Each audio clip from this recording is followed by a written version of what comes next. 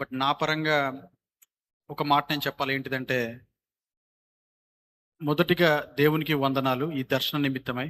మనం కూడా అనేకమైన కలలు, దర్శనాలు, స్వప్నాలు, దేవుని యొక్క ప్రత్యక్షతలు పొందుకోవాలనేది మన ఆశ. ప్రతి ఒక్కళ్ళు పొందుకొని, ఆ పొందుకున్నది మన స్నేహితులతో, మన అన్నదమ్ములతో, మన యొక్క తల్లిదండ్రులతో పంచుకొని ఆ కళని, ఆ దర్శనాన్ని సాకారం చేయాలి. ఇవాళ మనం చేసినట్టుగా.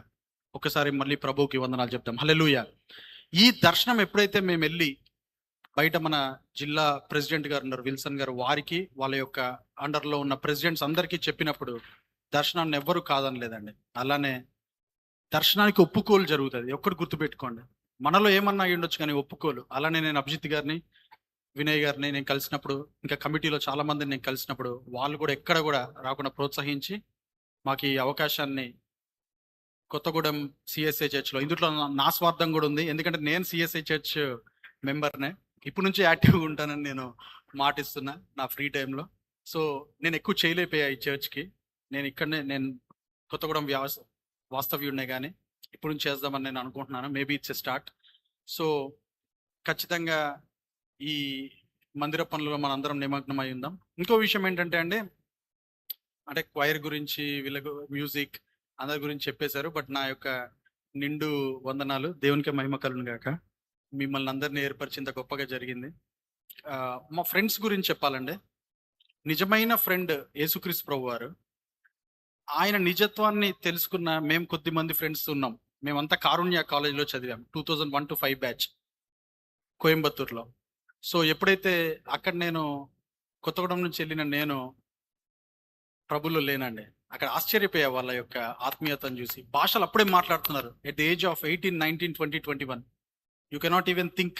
ఒక రూమ్లోకి వెళ్తే నువ్వు అసలు రూమ్ నుంచి బయటకు ఉరికెతావు. మనమైతే నిలిపేవాడిని అట్లా. అరే వీళ్ళు ఏదో వేరే భాషలు మాట్లాడు. At the age of 18, 19. So కానీ ఆ టైంలో నేను కొత్తగూడెం నుంచి వెళ్ళి నాలో రక్షణ లేదు. కానీ మా ఫ్రెండ్ కిషోర్, తన నాకు ఆత్మీయ ఫ్రెండ్, తనని నేను చాలాసార్లు వదిలిపెట్టే, కానీ తను నన్ను వదిలిపెట్టలేదు. సో నేను రక్షణలో 10 సంవత్సరాల క్రితం వచ్చినప్పుడు కూడా, అప్పటి నుంచి కూడా ఎంతో నడిపిస్తూ ముందుకు సాగాడు. ఇలాంటి ఆత్మీయ సహోదరులే మాకున్నారండి. ఇప్పుడు ఈ యొక్క మీటింగ్ ఇంత సజావుగా సాగడానికి కారణం సిఎస్ఐ చర్చ్ యొక్క ప్రోత్సాహము. At the same time funds విషయంలో మేము మా ఫ్రెండ్స్కి చెప్పాం, అరే మేము ఎవరి దగ్గర 1 రూపీ కూడా తీసుకోవట్లా, మీరు ముందుకొచ్చి చేయాలని అనుకుంటున్నాం. ఎందుకంటే ఫ్రెండ్నే నువ్వు అడగగలవు, కరెక్టా కదా అండి?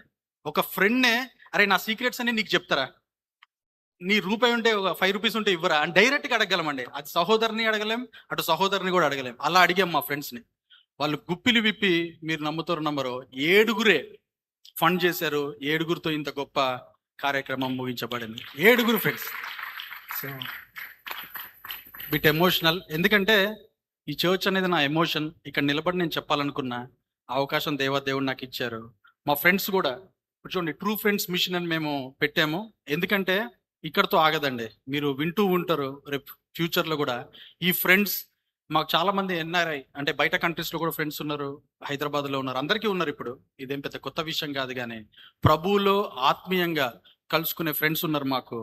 వాళ్ళు ఫండ్ చేశారు, మేము ఫండ్ చేయబోతున్నాం. రేపు పొద్దున ఎక్కడ యాక్టివిటీ ఎప్పుడు వచ్చినా సరే, ఎక్కడ, ఏ ఊర్లో, ఏ జిల్లాలో, కంట్రీ అనేది మాకు ఇప్పుడున్న స్థితిలో చాలా పెద్ద విషయం. బట్ ఏ కంట్రీలో అయినా, ప్రపంచంలో ఎక్కడైనా సరే మేము వెళ్ళి చేయబోతున్నాం. హల్లెలూయా.